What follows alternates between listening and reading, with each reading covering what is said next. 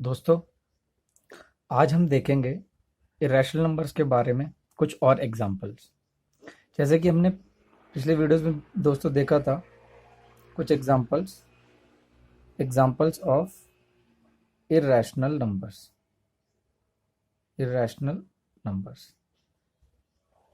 इसमें से एग्जांपल्स जो हैं हम जैसे √2, √3, √5, √6, √7, √8, √10 and so on are irrational irrational numbers। ये हमारे दोस्तों कुछ इरेशनल नंबर्स के एग्जांपल्स हैं। ऐसे ही हम लिख सकते हैं √2, √3, √4, √5, √6, √7, √9, √10 and so on are these are also irrational numbers। ठीक है दोस्तों, यहाँ आपको अगर देखा होगा, यहाँ मैंने √1 नहीं लिखा पहले वाले चीज में। यहाँ पर मैंने √1 नहीं लिखा, √4 नहीं लिखा, √9 नहीं लिखा, because they √1, √4, √9 they all are rational numbers. क्यों? क्योंकि हम सभी लोग जानते हैं √1 क्या होता है, 1 होता है, +1 और या -1 होगा। √4 क्या होता है, ये प्लस और -2 होता है। √9 क्या होता है, ये +और -3 होता है। तो +1 हो या -1 हो, वो रैशनल नंबर है। +2 या -2 वो भी रैशनल नंबर है। +3 या -3 वो भी रैशनल नंबर है। तो अगर कोई भी परफेक्ट स्क्वायर वाला नंबर है तो square root of a perfect square number is a rational number. So हम यहाँ कह सकते हैं, इन सब की जगह हम पहले वाले को रीराइटिंग वन, मतलब इतना सब लिखने की जरूरत नहीं। रीराइटिंग वन में हम क्या लिख सकते हैं, square root of not perfect squares are irrational numbers. तो स्क्वायर रूट जो परफेक्ट स्क्वायर्स नहीं है उनका जो हम स्क्वायर रूट लिखेंगे, जब दोस्तों यहाँ कुछ नहीं होता है इसके अंदर, तो उसका मतलब 2 होता है। कुछ नहीं होता है तो हम 2 लिखते हैं। तो अगर कुछ नहीं लिखा है इसका मतलब ये स्क्वायर रूट है। उसके अलावा अगर हमें क्यूब रूट लिखना होगा, जैसे 3, तो हमें लिखना है, इसका मतलब क्यूब रूट कह सकते हैं, थर्ड रूट भी इसे कह सकते हैं। तो square root of not perfect squares are irrational numbers. Second अगर हम देखें, क्यूब रूट ऑफ, सिमिलरली जैसे हमने क्यूब रूट ऑफ 1 क्या होता है, 1 होगा। फिर अगला जो क्यूब रूट है वो क्या है, जैसे 2 का क्यूब क्या होता है, 8। तो 8 का क्यूब रूट क्या होगा, 2। तो इसलिए हमने यहाँ पर 8 नहीं लिखा। जैसे √2, √3, √4, √5, √6, √7, बट √8 नहीं लिखा, क्योंकि √8 2 होता है, जो कि एक रैशनल नंबर है। ऐसे ही अगला क्यूब रूट क्या होगा, 3 का क्यूब क्या होता है, 27। तो √27 हो जाएगा 3।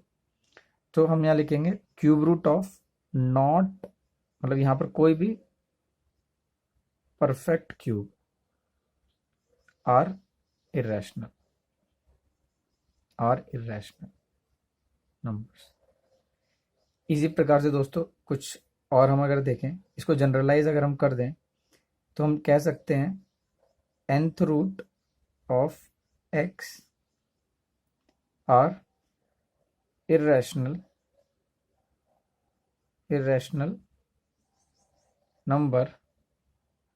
numbers where x is not the perfect nth root।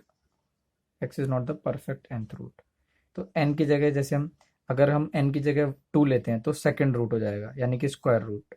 तो n इज इक्वल्स टू 2 होगा तो हम लिखेंगे स्क्वायर रूट ऑफ x। जब n इज इक्वल्स टू 3 आएगा तो हम लिखेंगे क्यूब रूट ऑफ x। जब n इज इक्वल्स टू 4 रहेगा तो हम लिखेंगे इसे फोर्थ रूट ऑफ x। जब n इज इक्वल्स टू 5 रहेगा तो हम लिखेंगे फिफ्थ रूट ऑफ x। समझे दोस्तों। अब जैसे कुछ एग्जांपल हम यहाँ पर देखते हैं। जैसे अगर मैं एक नंबर लेता हूँ x इक्वल टू 32, तो इसका स्क्वायर, अगर मैं इसको स्क्वायर रूट ऑफ 32 लूँ तो ये इर्रेशनल है। अगर मैं स्क्वायर क्यूब रूट ऑफ 32 लूँ तब भी ये इर्रेशनल है। फोर्थ रूट ऑफ 32 लूँ तब भी ये रैशनल है। फिफ्थ रूट ऑफ 32 इसका क्या होता है, 2 होता है, तो ये रैशनल है। समझे दोस्तों।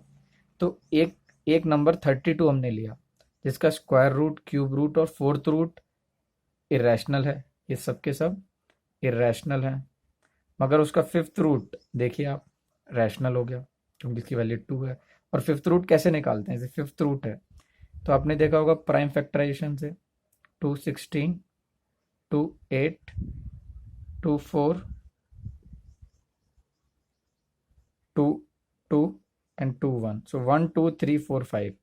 जब भी कोई भी नंबर 5 बार आ गया और ये फिफ्थ रूट है तो एक बार हम उसे बाहर लिखेंगे। जैसे कि फिफ्थ रूट ऑफ 32 है, इसको हम लिखेंगे fifth root of 2 into 2 into 2 into 2 into 2।